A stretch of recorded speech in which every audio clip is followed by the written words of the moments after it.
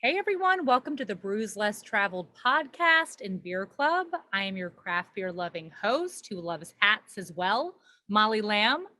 I am back in Houston, Texas. I have my awesome co-host Glenn with me here. Glenn, how you doing? You want to say hello? I'm doing good. Hello, everyone. Great to be back here once again to taste another great, find a little bit more about Houston, taste some great more Houston beer. I do want to remind everyone in the chat that if you're asking us questions, please just make sure you select all panelists as an attendees rather than just sending us private messages, because we want everyone to see the questions. One, I'll feel like we're all a big group here enjoying, experiencing the whole thing together. Also, as you may remember last week, I mentioned I'm very much connected with Untapped. That's my best reference to the things I can't remember, the beers that I had. So please, if you like the beers you have tonight, the beer you have tonight, make sure you register that Untapped and tell them you got it from us. Yeah, absolutely. And I have committed to wearing hats every single night of our Houston days. So last week I had a beret. This week I have a fedora. I'm probably going to go back to berets because I have like 20. So Well, little you get less random. shadow on your face with the berets too. Yeah, I'm I'm hiding from the heat here inside at night, right? So all of our beer club members always get very fun gifts in their beer boxes. I know a lot of you got some super fun things from the breweries. There was a variety of different things, including like keychains and stickers. I'm kind of curious what everyone got. If you want to type it in the chat, what you got. I got a bunch of stickers in mine. They were awesome. I collect brewery stickers, so I'm excited. So I'm curious what everyone got. Feel free to type it in the chat. Really fun. Thank you to all the breweries that participated in that and giving all of our beer club members awesome gifts as always. Yeah, stickers, kite. Yeah. Yeah, I got like a whole bag of stickers. I was very excited about that. Like this one. Ooh, what do you have? This is the one from SpindleTap, the Yes. brewery we're featuring tonight. Yep. And that's their little, like, kind of like, I guess it's like an oil tower thing. Yeah, they're very Texas in the way it looks. It's got that sort of very yeah. It's like, but instead of coming out of the oil derrick, there it's beer. Yes. Yeah. And they have a big, like a whole, like big thing of that. Like it's like an actual thing. And they're, I'm so good at describing stuff. I'm like, it's an actual It's a thing. thing. It's a It's, thing. Yeah. they have a thing at the place where the guy was. Oh, very yes. Yeah, I So can glad see I'm it. not a detective. Seriously. I'm like, yeah, there was a thing at the place. No, they have one of those there. It was really fun. Okay, I think everyone got stickers and a Yeah. keychain. Jonathan got a keychain. That's fun. Cool. So we also have an amazing guest tonight, our first and only female that's going to be on our Houston month. Tara Love, the owner at Social Beer Garden Houston. And we're going to be drinking the proper pills from SpindleTap. I'm so excited. I love a Pilsner. And I'm curious, those of you tuning in right now, when you're drinking a Pilsner on draft, do you prefer a slow pour pills? I love a slow pour pills. I think it gives just like this beautiful kind of meringue head on it. So if I'm at a brewery and they're doing a slow pour pills, I'm ordering that. Just the head on it is just gorgeous, like beautiful meringue style. I think it is lovely to look at and to taste. Yeah, it's interesting, but the about slow pour pills. My really only experience with slow pour, generally speaking, has been with Guinness. Because if you're, especially when I spent a little bit of time in Ireland, I've seen some places in the States, but it was like a religion there. When they were pouring it, they basically pour half of it, and there's no tilting of the glass. This is like really this having the foam subside at a very natural rate, where you pour it up about half, you leave it on the tap until it subsides, and then you pour the rest of it. I think probably takes a full 2 minutes to go through this process. And I'm imagining slow pour pills is something pretty similar, because one of the things I've been reading about this is great, because not only does it sort of release the aroma and releasing that CO2 out, it actually gives the beer itself more of a creamy mouthfeel, less watery than you would generally have with a Pilsner. Absolutely. You're totally right, Glenn. And it's really cool to kind of watch them do that. Cause yeah, it's like the handle, instead of coming out, it'll typically go to the side and they just like pressure it down in the middle, Yeah. stop it, and then kind of pressure it more, pour it really hard. And then it just kind of builds this beautiful meringue style head on the beer, and getting more of that nucleation gets that aroma right up into your nose. And as we all know, so much of aroma leads to taste. They say about 80% of your smell actually is your taste as well. So when you can smell something, you can taste it better. That's why when you were little and your mom would give you yucky medicine and you would hold your nose, it helped you not taste it as much. Yeah. And yeah, and I think one thing I love about a slow pour Pilsner is it adds this class and delicacy to a Pilsner, a beer that a lot of us in the US think is a very sort of simple or basic style of beer. And it's not. It's actually the #1 beer that is consumed in the entire world. Here in the US, of course, it's IPAs. But if you travel abroad, it is a Pilsner that they are drinking. And honestly, I really judge a brewery based on their Pilsner because you cannot hide behind any fault. It is such a crisp, clear, beautiful beer. You really can't hide behind anything. It's simple, and simple is good. Simple does not mean lowbrow. Simple does not mean easy. It typically means dedication and perfection. And I find that with a lot of Pilsners, with IPAs, and I say this as a very big IPA lover, you can kind of hide behind the hops. If a brewer makes a mistake, which they do because they are people, they can do something called hopping it out and just kind of like throw a bunch of hops in there to sort of disguise a flaw. So something I love about a Pilsner is the fact that you really, if you mess it up, you got to scratch the whole batch because you're going to taste that flaw. And I really feel like the whole idea of the slow pour Pilsner adds this beauty, grace, and elegance to something that a lot of people see as a very simple beer. I think it just adds such a beauty to it. So yeah, thank you for that explanation, Glenn. Yeah, I mean, it's interesting. I wonder why, since it is such I think the reason it's been maligned is because all the macro breweries do such a not necessarily simple, but they just do an adequate version of it. And so that's why I think it's perhaps been denigrated, especially because that's all we've had as American beer is a not very good Pilsner for so much of post-prohibition beer drinking in America. That's a really good point. I didn't think about that. You're totally right. We're getting deep here. But yeah, no, that is so true though. All right, Glenn, speaking of Pilsners, you want to crack open this proper Pils from SpindleTap? Oh, I really do. And also, as we're doing this, I want to mention there's a name you might have recognized in the chat. I'm sure we'll be getting into some of this as we talk about SpindleTap. But another Glenn in the chat you might have noticed mentioned that the first oil in Texas was called SpindleTap. Okay. Now so therefore, SpindleTap is named after SpindleTap. That is so cool. Yeah. I love that. Who is this other Glenn in the chat? He's my dad.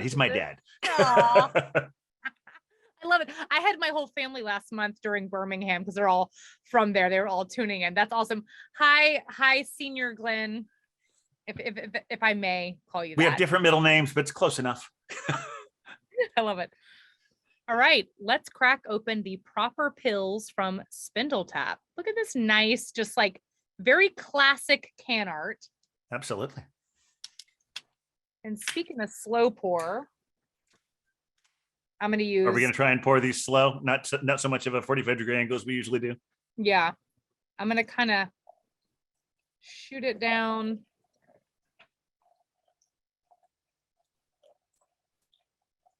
And this is a nice light beer. Clocks in at 5% ABV.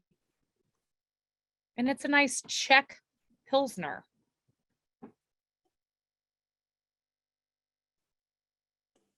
I'm wondering who in the chat has opened it. What are you guys thinking? KitKat says the aroma is so good, and I have to agree. Oh yeah, I see it. Your dad wrote, "Hi, Molly." I'm like, why is Glenn writing? I warned you this might happen last week. Hi, Mr. Stoops. Oh my Get God, used I to it all love month. it. The aroma is good, Kite. I am, as I always say, a very creepy beer smeller. When me and Ethan hosted this, Glenn, we would forget we were like, on camera. We were just like just smelling our beers. Ethan's the same as me. He loves to just smell a beer. Except not too much, though. You don't want to. You don't want to do it to ruin all your other senses. Smell it, smell it a lot, but not smell it all at once. You're right, because it actually can, and sometimes I forget that. But a little bit more about this beer. So it is a Czech Pilsner, clocking in at just about 5% ABV. And it's made with traditional Czech style Pilsner hops. And it's just like a little extra. This beer has a little extra hop bite to it. I noticed this when I tried this at SpindleTap. And, I feel like it's hard to not want the hops in a beer, but they went just a little bit extra with this one. And I really appreciate that they did that because it gives it that beautiful aroma and mouthfeel and flavor. And really, it's a beer that's made for kind of all events. I mean, if you're floating down the river, sitting by a fire, a proper Pils, it's going to hit the spot. Mm-hmm. And this is kind of funny.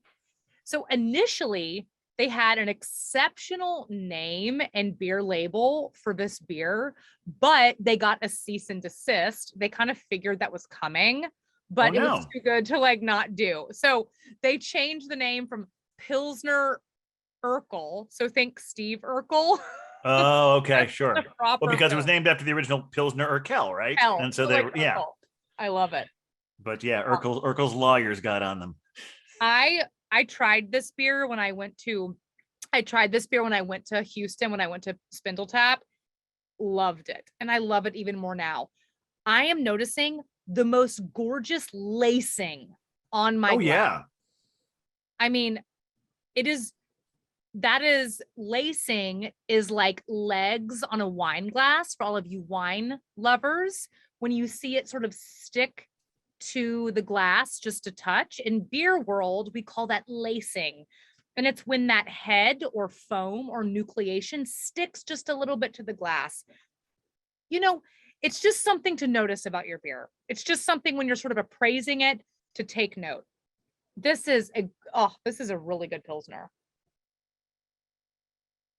I would say this is a Pilsner for the IPA lover because it's got a little more body and a little bit more flavor to it. The taste is great.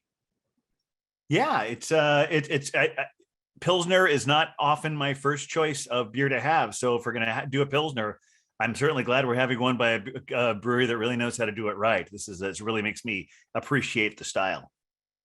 I agree. Yeah, no, I know, Glenn, me and you were dark beer lovers, but I think this is definitely just a nice sort of contrast to that. Much respect to the Pilsner. Yeah, and Kite is saying wonderful lingering taste. And yeah, Edward likes it. Awesome. Yeah. Yeah. Glenn, how's your week been?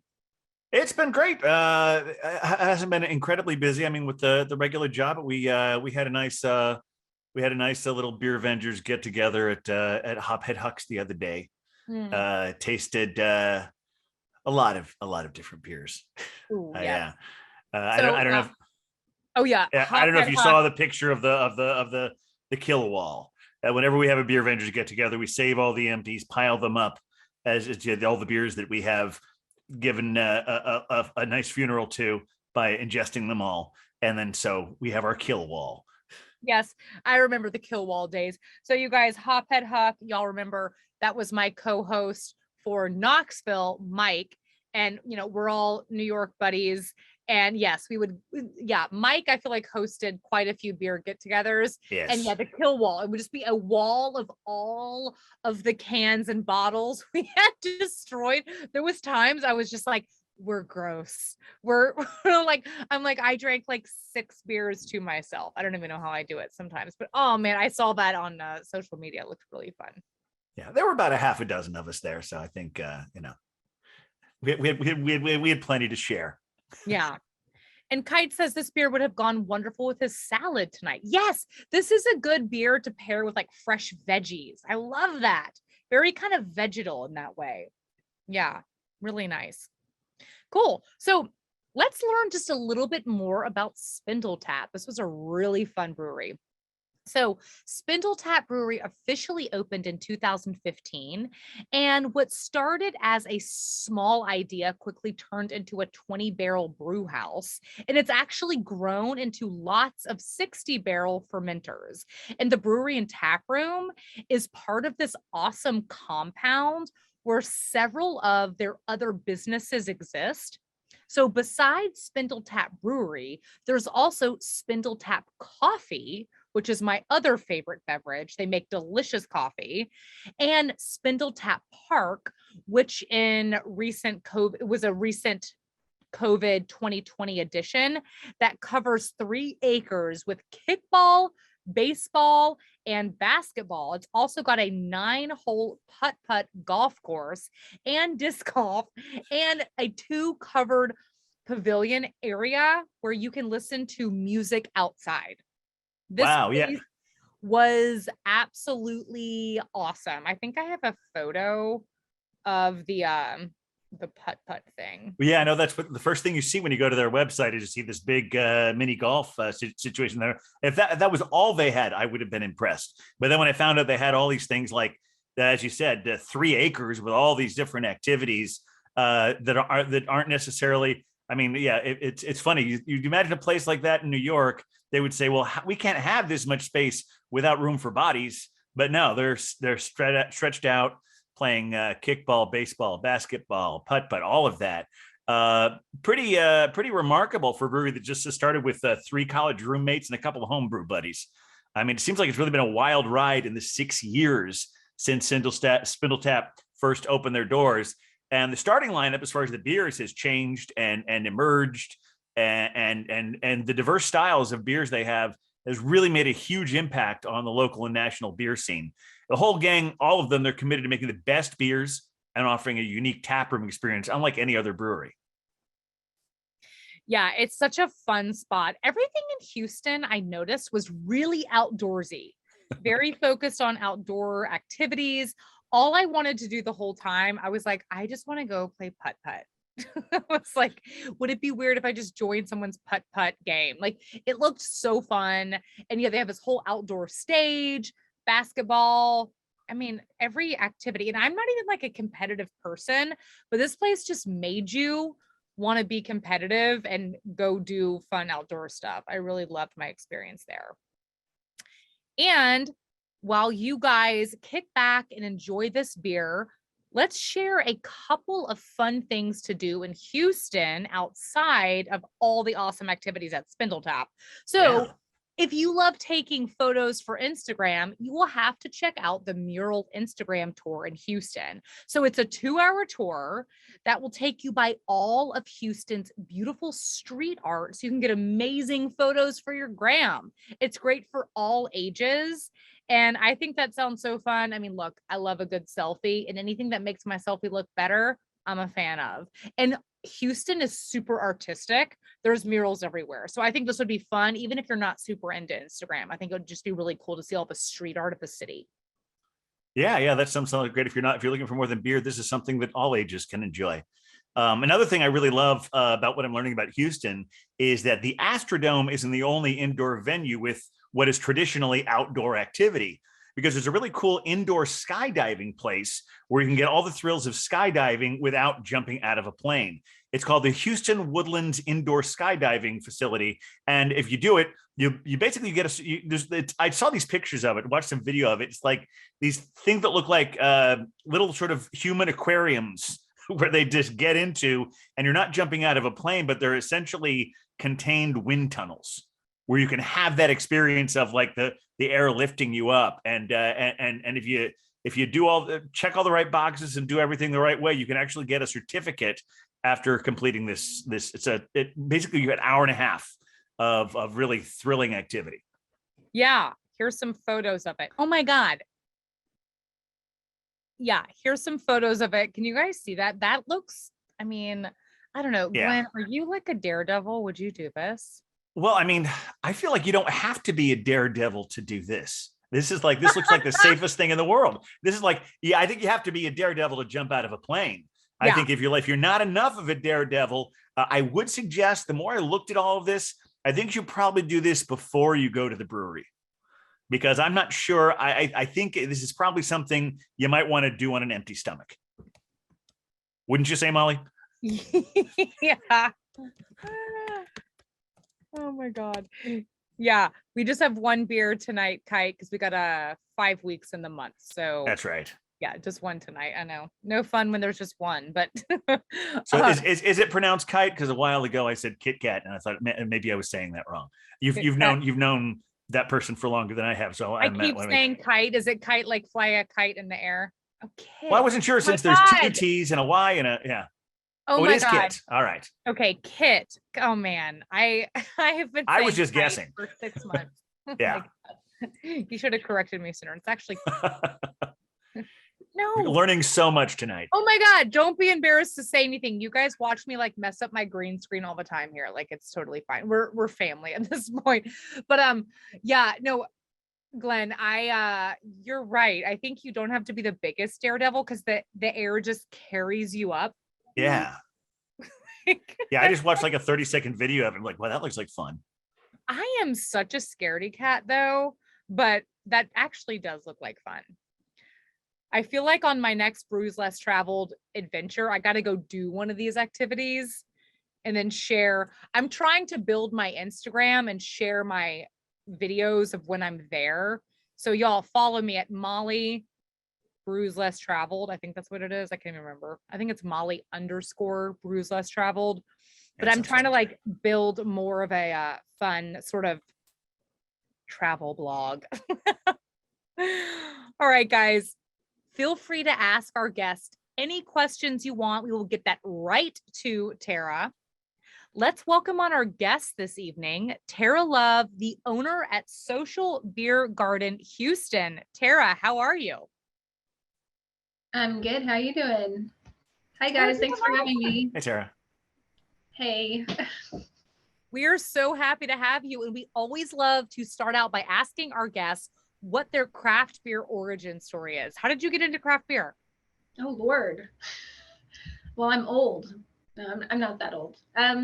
So I grew up on the West Coast. I'm not a native Houstonian. I've always been in the hospitality industry. So, barista, bartender, you name it, I've done it. And it's just something that I've always really enjoyed.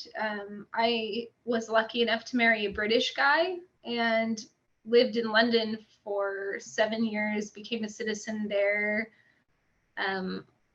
Really just fell in love. I craft beer had always been on my radar, but I really fell in love with beer culture when I lived in England. In London, you go to a cozy pub on a cold day and you grab a pint with your friends. All of your houses are typically small, so you all gather in like one communal area, and it's just a really good time.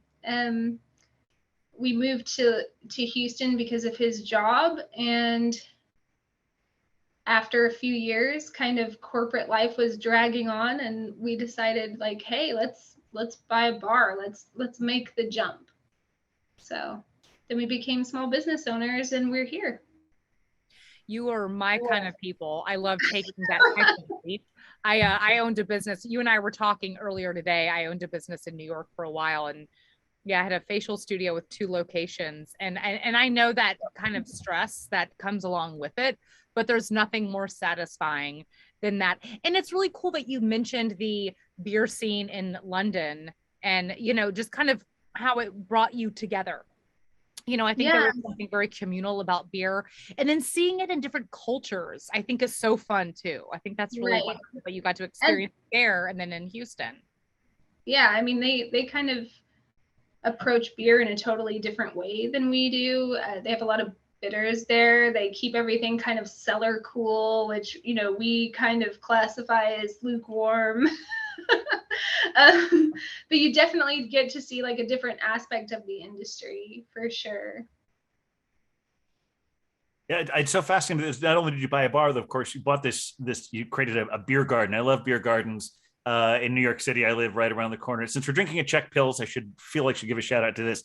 The oldest beer garden in New York City, only one that survived Prohibition, essentially, which is the Bohemian Hall beer garden in Astoria, Queens. I know I've seen a lot of places that will call themselves a beer garden, but they'll barely just have a backyard. But it looks like your place is pretty much a true beer garden. In fact, if did I read this right, your place is big enough that you can have a movie night and karaoke night at the same time. Oh, we can. Yeah, we have we have multiple events. Well, they're doing that tonight, aren't they? They are having movie night in the back garden, but we actually take up half a city block, which is probably hard for y'all city folk to imagine. Coming from London, I definitely didn't like envision that for myself, but it was a great opportunity. But we have about a 5,000 square foot building, and then like a very large backyard, probably 15,000 square feet, and then a parking lot. So about a half a city block. Very outdoor based. You know, we have umbrellas and fire pits and all the things, and we project movies. The only thing challenging about that is we're weather dependent. So does it rain a lot in Houston though? It does. And when it rains, it pours. So we get hurricanes. You know, we rain big. Like they don't do anything small in Texas. So when it rains, it's not just like a little drizzle. It's like houses are underwater. Yeah, and that's right. You guys did get hit by that hurricane. I do remember that. Yeah. Oh, wow. But I love that this was, you're like, we'll just, start a business, and you have like the biggest business. You know what I mean? Like, you're like, we take up a city block. That's so cool. Yeah. It's all bigger in Texas, Tara. I love that. That's so cool. I mean, I have a friend who has a small bar, and she called us Disneyland. So that's kind of the level. It's kind of like the SpindleTap of bars. Like we have the putt-putt, we have arcade games and pool, and we do it all. Yeah, it seems like people in Houston like to be really active, and everyone's got like a little ADD or something. Everyone likes to have a lot of like different things going on. Is there pinball? Yeah, we have pinball. We actually just traded out the pinball for like more pool. So we have like 4 pool tables now. Cool. Well, that's cool. So it's not entirely weather dependent. You do have both outdoor and indoor spaces there. Yeah. But outdoor is the bulk of it. Yeah. Okay. So I imagine you feature a lot of like great local beers there. What are some of the ones that are there? What are some more popular ones? Well, we have over 44 taps. We're actually on Untapped, so you can see kind of our selection. We rotate often, but we try to carry, beers that people want and are desirable at the time. Right now, we carry a lot of sours and hazy IPAs because those are kind of like the trending. I'm actually drinking another SpindleTap. I did not have the pills, so I brought out SpindleTap Heavy Hands, which is like a really nice hazy double IPA from them. I believe I have one of those in my refrigerator right now. It's a good beer. Now I'm wondering how many flaws it has after listening to Molly speak. I'm like, what are they hiding with this double IPA? I don't know. I think, I don't think they're always hiding stuff when there's beautiful hop aroma and flavor. I think that it can be a great disguise. I'm not a brewer. I'm going to have brewers come after me with torches. Oh no, I'm sure not. They're not always hiding it, but if they have something, they need to hide something in, because I think the really best brewers are the ones who figured out how to make something traditional and do it pure and learn the craft, and then start fiddling around with the other stuff. So what they have at their base, it's like, I guess it's kind of like you need to color inside the lines before you can get experimental. Oh yeah, and I am not a type A person at all. I would, if I were to be a brewer, I would not be making a Pilsner. I'd be IPA, hopping out flaws all day long, turning it into something really cool that I didn't think it would be, because I like the deviation of creativity. I'm not good with like inside the lines. So there's beauty in all forms of the way the mind works, and accidents can be actually really beautiful too. Definitely. So you guys have a lot of events there, though. I love that you do drag shows and burlesque shows.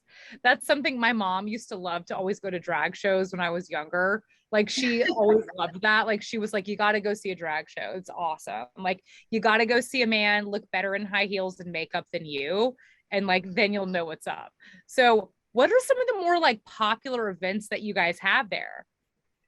I mean, you named two of them. So like burlesque, for obvious reasons, is really popular. Everyone likes really pretty women in scant clothing, right? And beer and alcohol, like we have a full bar too. So, I mean, it's just kind of the perfect place for that. The drag is just pure comedy. We kind of rotate our events like we rotate our beers. I feel like Houston, and I'm sure it's the same with New York or Tennessee or wherever you're living, there's a lot of competition in like populated areas. So not only are you trying to present like a great product, you have to kind of have a draw. So we are constantly kind of changing events. Like Glenn said, we have holiday movies tonight with like popcorn, and then we have karaoke. So it's like sometimes it's like 4 events. This week we have a really big UFC fight, which is a big draw for a lot of people. Like beer and sports are kind of synonymous with each other, I feel like. So I'm not a huge sports fan, but you got to have those types of things with beer, I feel like.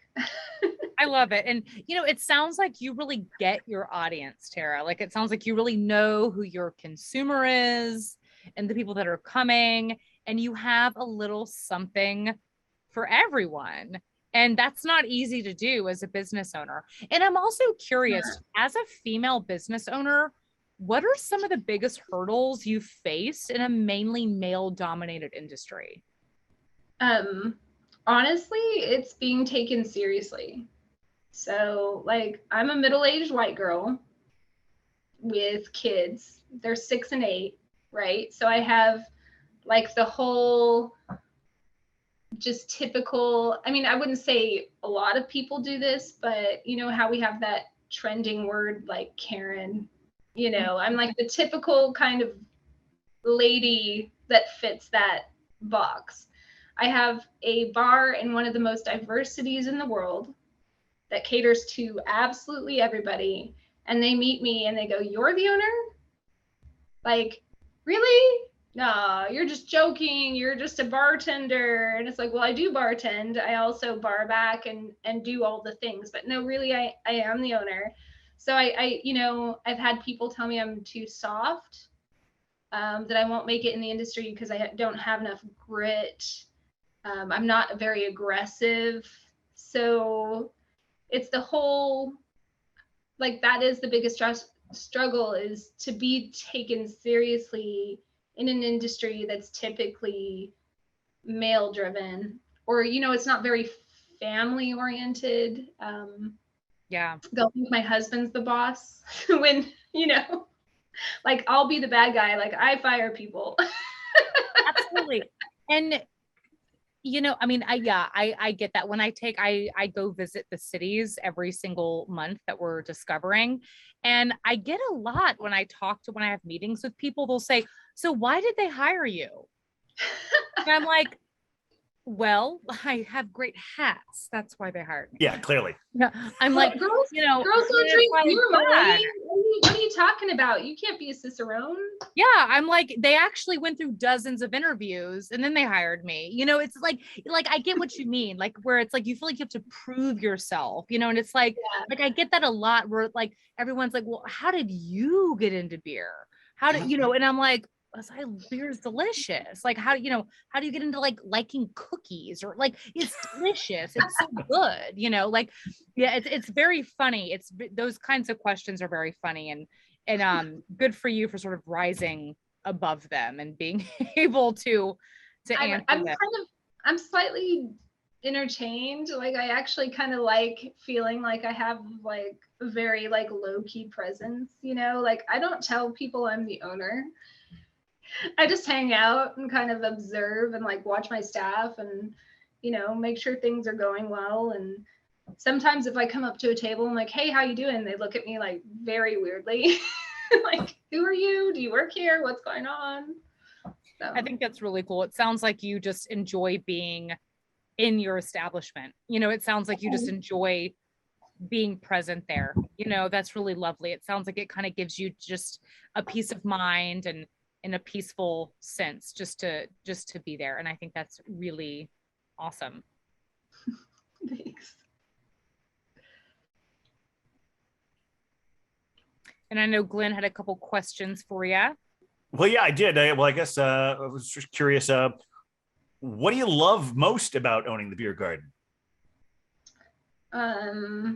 Probably the people. Like I mentioned before, Houston's super diverse. We have people from every corner of the planet here. And just creating a space where everyone can come enjoy themselves and having events that draw in different crowds, and just you really get like a really nice vibe when you just kind of look around and you're just seeing everyone together, and it's really fun. We try to keep it light with a lot of arts and that type of thing, and yeah, just having that crowd is really cool. And I guess on the flip side of that, what do you hate most about owning a beer garden? The people. Yeah. So the same thing. It's the same thing. Customers. They're so annoying. Drunk people they're jerks, man. Yeah. We're also full bar. So like we're not like the beer garden that gets to like close at like 10 p.m. Like sometimes I wish we were that, but like our money maker is obviously liquor. So we're open till 2. So I get a lot of late night phone calls, 2, 3 a.m. So the hours can be tough, but it's kind of worth it. It's a fun torture. Yeah. No, I get it. I totally get it. And I'm curious, what's your ideal day off in Houston? Well, sleeping in would be good. Yeah. Houston's actually awesome. So like coming from, London was kind of the last city I was in. And then before that, I was in San Francisco. Before that, I was in Portland, Oregon. And so I was very anti-Texas, anti-Houston, didn't really want to come here. That was 8 years ago. And I realized that it's just such a wonderful arts community, such a wonderful food community, and people are really just nice and chill. And like you said, that they want to be outside, they want to be active. So I'd probably go get breakfast tacos at like my favorite just breakfast taco stand, because you can't, leave here without having Tex-Mex in your life. And then we have some great just art collections and museums. So I'd probably go to the Menil collection or the Rothko Chapel, which was a chapel designed by Rothko. It's really peaceful and serene. And then just, probably go to a local brewery. I have a great local brewery just around the corner, like literally half a mile or less from my house, called Senate Avenue. And just, hanging out with friends and drinking a beer. That sounds great. That is honestly my ideal day off too. And as we wrap up, I think we should be friends. Yeah, I think we should too. And Tara, as we wrap up, it is time for our rapid fire questions. We always change these up every single month. Folks in the chat, you can feel free to play along too. So the idea is to not think, just answer. Tara, are you ready? Okay. They're not hard. Okay. Barrel-aged stouts or pastry stouts? Pastry. What's your best stocking stuffer beer? I've never put beer in a stocking. Good answer. Well, if I could suggest one, it's called Dad by Rheingeist. And it's so good. And it's their holiday ale. It's a Cincinnati brewery, and it's like covered in plaid. Like the whole packaging is covered in plaid. I just had it tonight. So good, malt forward. So I would suggest that one. So if we're going Christmas themed, we just stocked a beer called, you got to look this one up. It's called Seasick Crocodile by Prairie Artisan Ales. Oh, and I it's love like Prairie. It's an awesome, like, ugly sweater can, and it's clove and cranberry. Yes. It's named after the Grinch from the Grinch thing, is right? Because that was one of the things he's called. You know, you're a mean one, Mr. Grinch. The song. The Seasick Crocodile. You're Seasick Crocodile. Yeah. Is the copyright? I don't know. But you can sing that much of a song and get away with it. We better not out them. Well, hopefully the Grinch's people aren't especially litigious after his heart grew 5 times that day. Right. Okay. Favorite holiday themed beer? Sort of a similar question. Yeah. Oh man, that kind of is the same. I'm actually drinking, or liking rather, we have a brewery here called St. Arnold's. It's the oldest brewery in Houston, so most people have heard of it, but they do a seasonal Christmas ale, and it's just a really nice, classic, kind of nutty ale. That sounds good. Excellent. What is the beer style that best represents Texas? They are into their Box, which is like an amber ale. They have a lot of Bocks. They have Crawford Bock, Shiner Bock. I personally, like I said, I'm a transplant, but I would say that it has to be their Bocks here. Nice. Oh my gosh. Apparently, Kit says that Urban Artifact in Cincinnati, which is a great brewery, has a Christmas pickle beer. Oh my God. Pickle beers are really winning me over. Like, I never thought I would like that. Oh, I got in too close. There's one here that's blurry. When I get really close to the camera, it makes me blurry. It's like not a good way. But that sounds so good. What makes it a Christmas pickle beer though? Do they add like spices to it? I will tell you something. Me and my boyfriend, we have something called the Christmas pickle. We find Christmas pickles and we somehow find them everywhere. Like we found one. It's like, so like a Christmas pickle apparently is a thing. Really? So yeah, you hide the pickle in the tree. What'd you say, Tara? You hide the pickle in the tree. It's a German thing. Oh my God. They play hide the pickle. That was very exclamatory. I got very loud for a second. You hide. Okay, I don't know what I was supposed to do with it. Like, every time I've heard hide the pickle, it's been about something else entirely. Clearly, they meant it a Christmas tree. I just misunderstood it all these years. Yeah. Well, so do you think I have a Christmas tree? Do you think I could play like hide the pickle beer can? Yes, I think that sounds like a wonder, especially because the beer can won't dry out the way an actual pickle will. I'm looking for a pickle emoji right now, and I'm not finding one. So my night is now destroyed. No, like we have a Christmas pickle thing, and it's like we have like these ornaments that are like little pickles with like a little scarf and hat. Well, anyway, a Christmas pickle apparently is a thing. I don't know who started it, but it's so cute. So yeah, a Christmas pickle beer.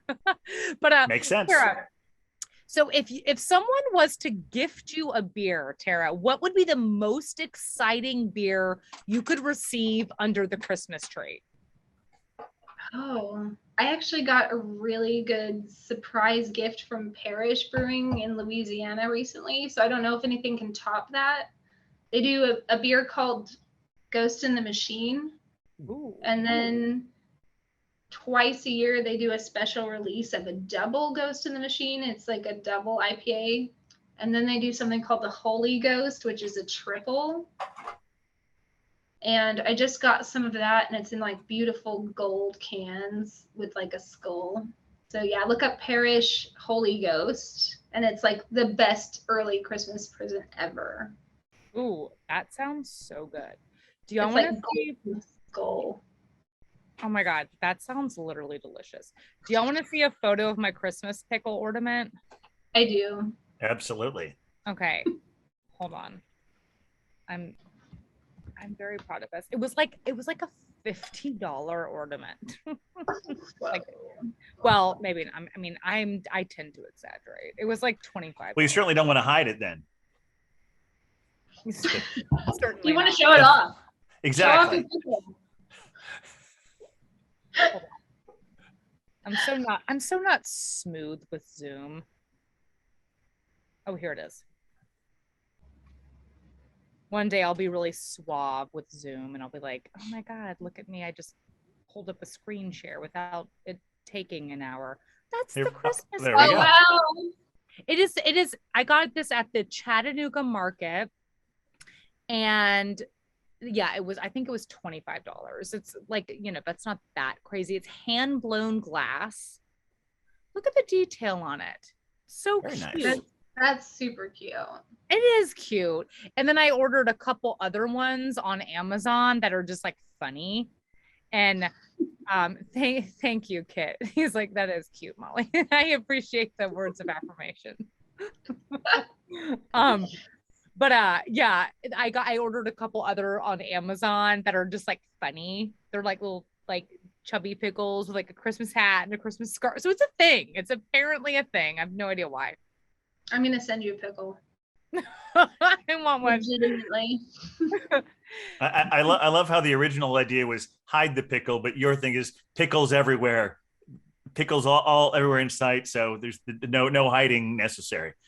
Pickle everywhere. Yeah, I Yeah. think we come with like a little wrap around that. Tara, it's been an absolute pleasure having you. Is there anything you'd like to plug? No. No worries. Come visit me in Houston.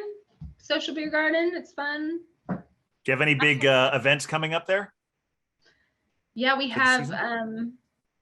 well, I actually, since I'm a nice, soft-hearted boss, I told everyone that they could have Christmas off.